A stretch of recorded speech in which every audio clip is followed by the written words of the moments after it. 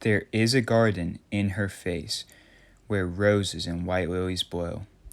A heavenly paradise is that place, wherein all pleasant fruits do flow.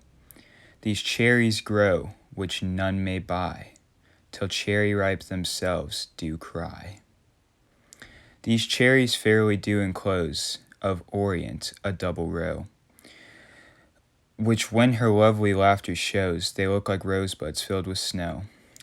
Yet them no peer nor prince can buy, till cherry ripe themselves do cry.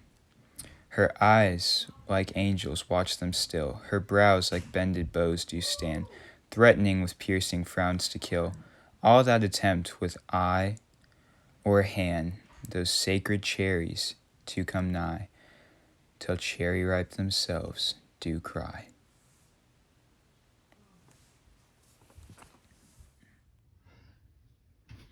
Hello, I'm Dillon McCracken, and today I'll be talking about the poem Cherry Ripe by Thomas Campion. So let's talk about some of the basics of the poem. What is the poem generally about? The poem is about a girl who is very beautiful, and no one can seem to get this girl. That's generally what the poem is about. So how am I gathering that? So first off, let's talk about who is actually speaking in the poem. And there's not that many hints, but there's a few. Obviously, the speaker thinks that the girl in the poem is incredibly beautiful.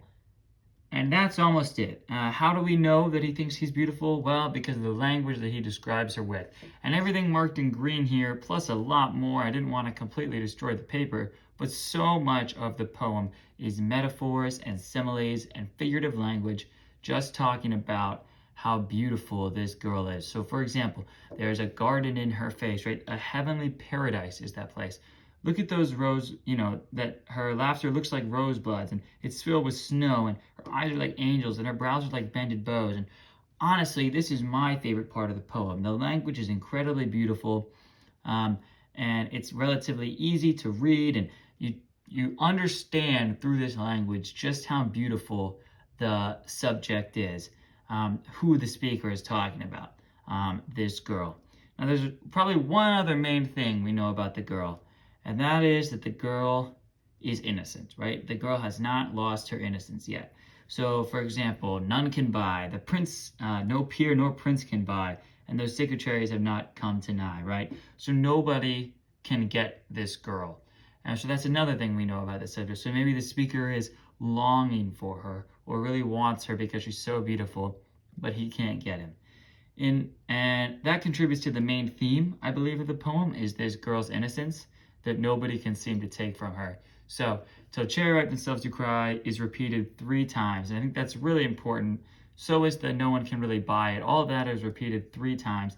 I think that's really important, and it's an important theme of the poem. So, I don't mean to be crass here, but a girl can lose her cherry, right? And maybe that's too crass and not exactly what the poet is going for here, but I think that it still applies, right? None can buy it till cherry ripe themselves do cry, right? And so until that girl is ready for that, and I think that makes the cherry an incredible symbol. Now, obviously, the poem is called Cherry Ripe, so we're relatively aware that the cherry is a symbol, but I think that's really what it's showing. The cherry is showing this girl's innocence, and nobody can take it from her.